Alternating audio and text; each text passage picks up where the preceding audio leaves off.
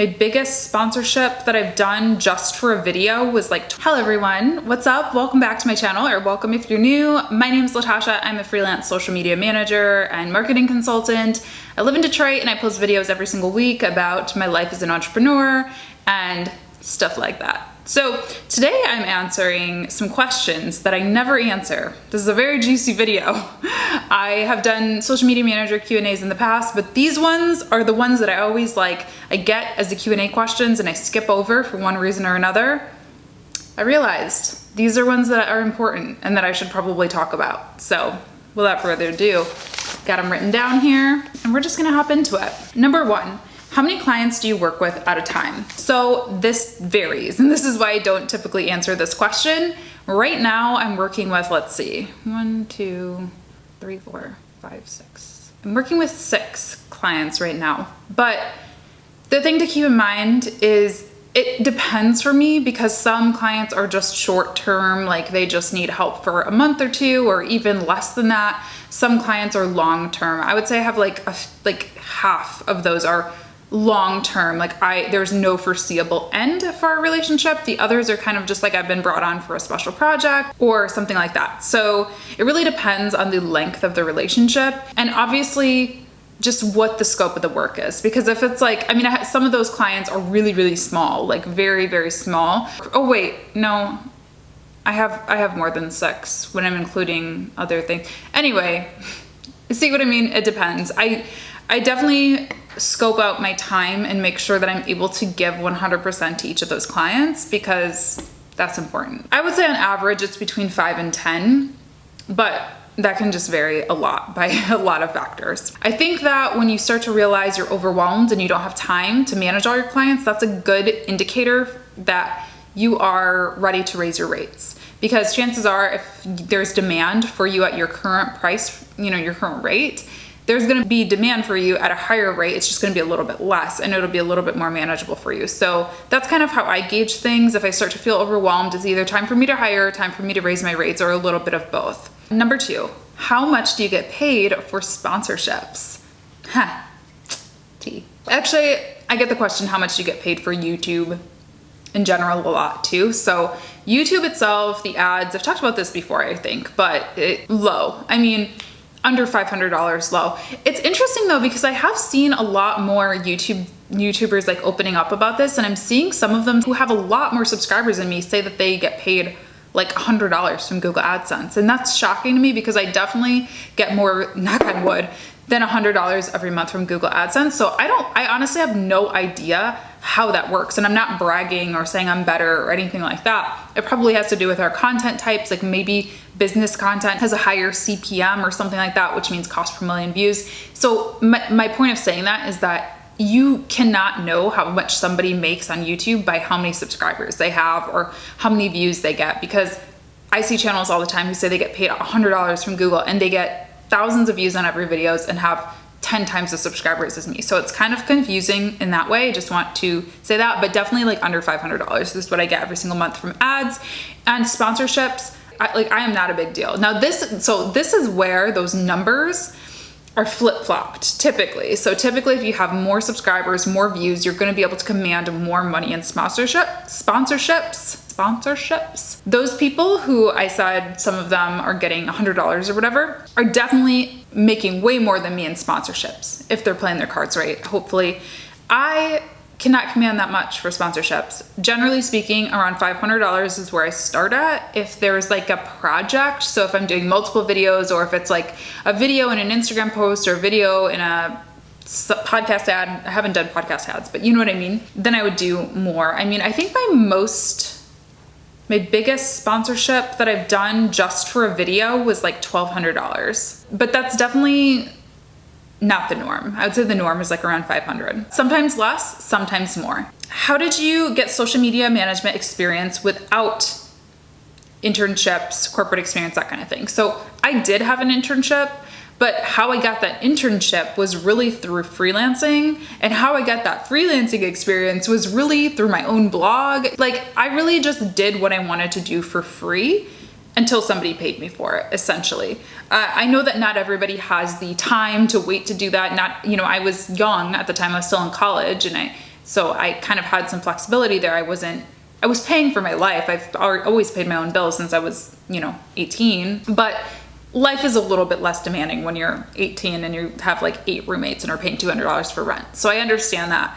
But I definitely think that that is a great way to get started, whether it's just building up your own portfolio, like you're building up your, your own Instagram or your own blog or your own YouTube that can kind of act as a case study, whether you're taking on portfolio projects. I talk about that sometimes. And there's also great ways to get free experience. I've talked about this website before called Genem, and I use that to actually find what are called apprentices. They're essentially volunteers who work with me almost like on an intern basis. And you can actually sign up to be one of those people as well. It's not just for students or anything like that. It's actually incredible experience. I have met some amazing people that I've went on to hire on like a freelance basis, or definitely give high recommendations to. They get to use my business, as a recommendation, as long as they do a good job.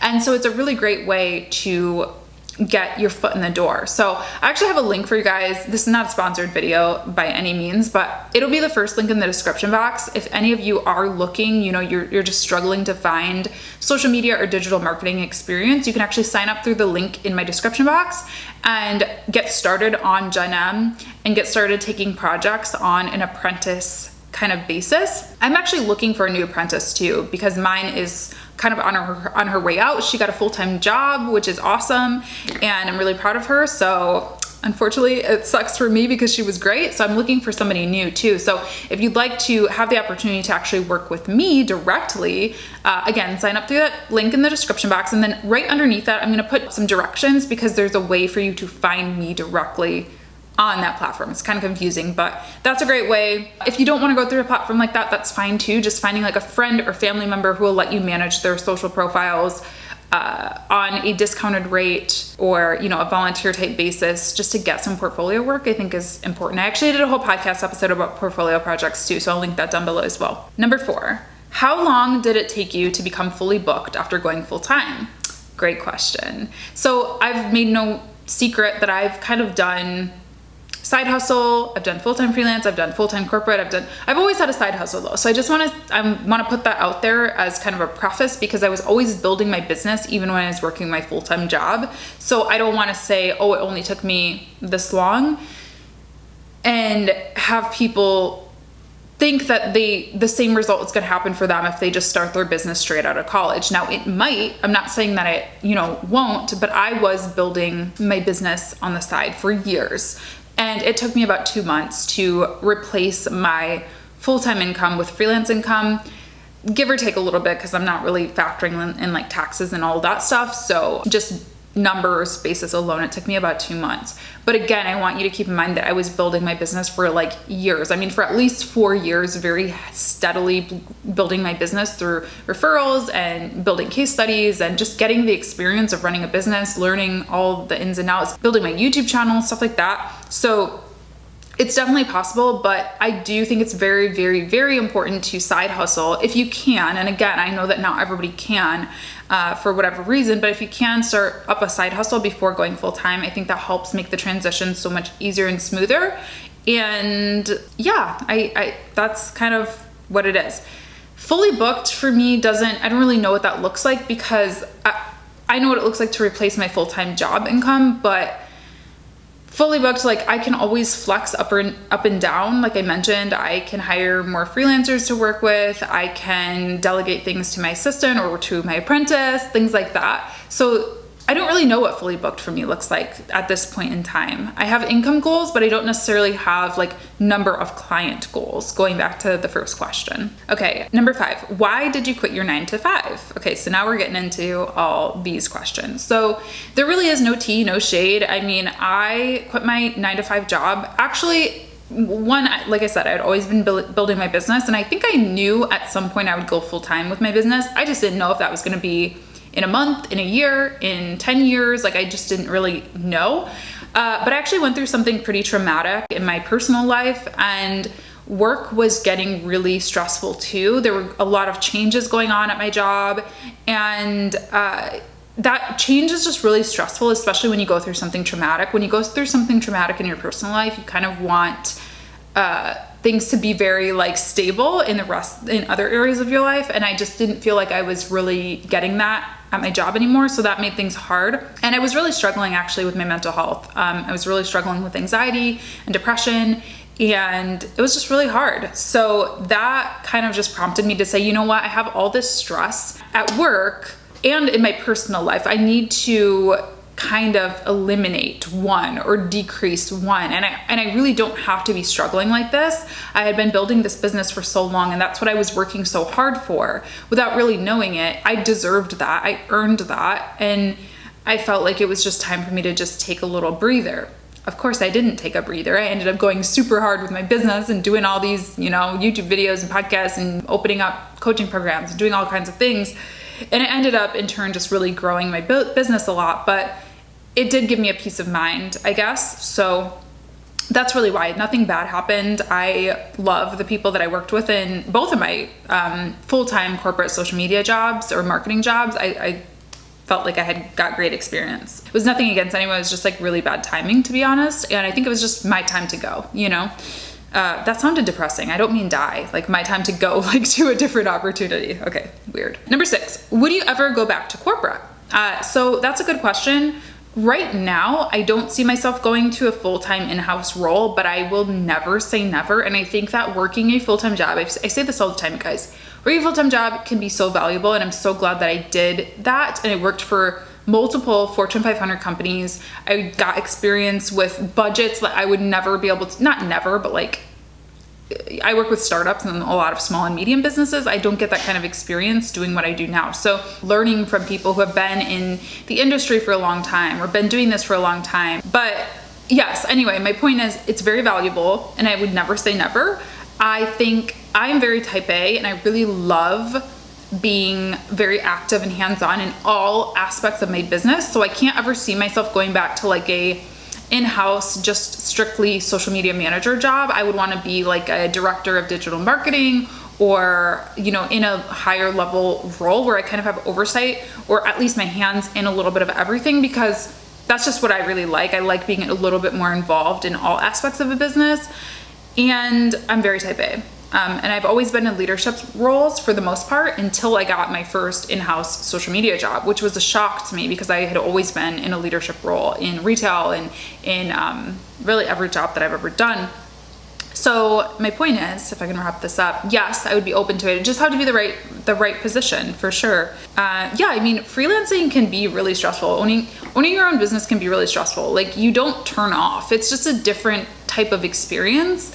I can't just say, you know what, I'm really tired today, or I don't feel good today, I need to take a sick day, or like that's not a possibility. Like you can take a sick day, but you still you know what I mean? Like it's just a different experience. So sometimes that is a little stressful, and sometimes it is like, okay, it would be nice to be able to just like call into work one day or get some vacation time and truly be able to close my email or whatever.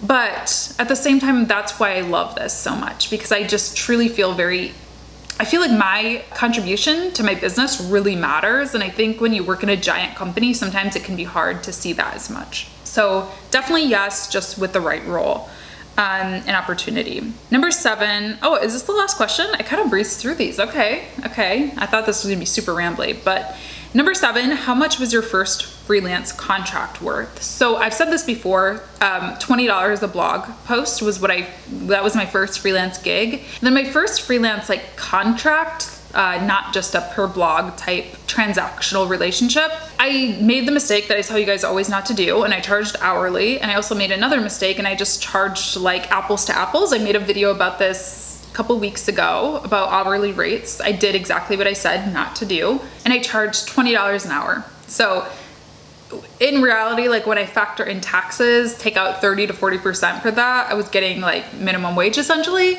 But it was an amazing experience. It was a job that I will never forget, and a job that has opened so many doors for me.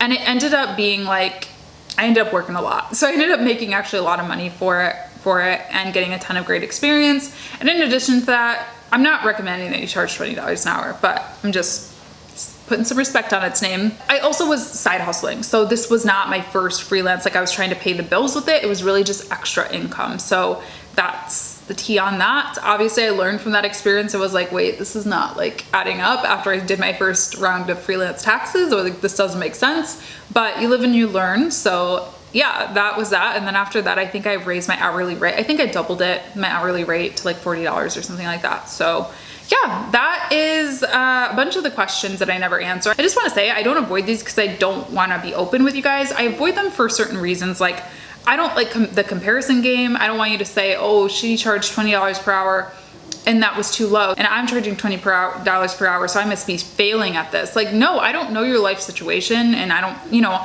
I don't like the comparison game. Everybody moves at their own pace. Everybody grows at their own pace. Everyone does their own thing.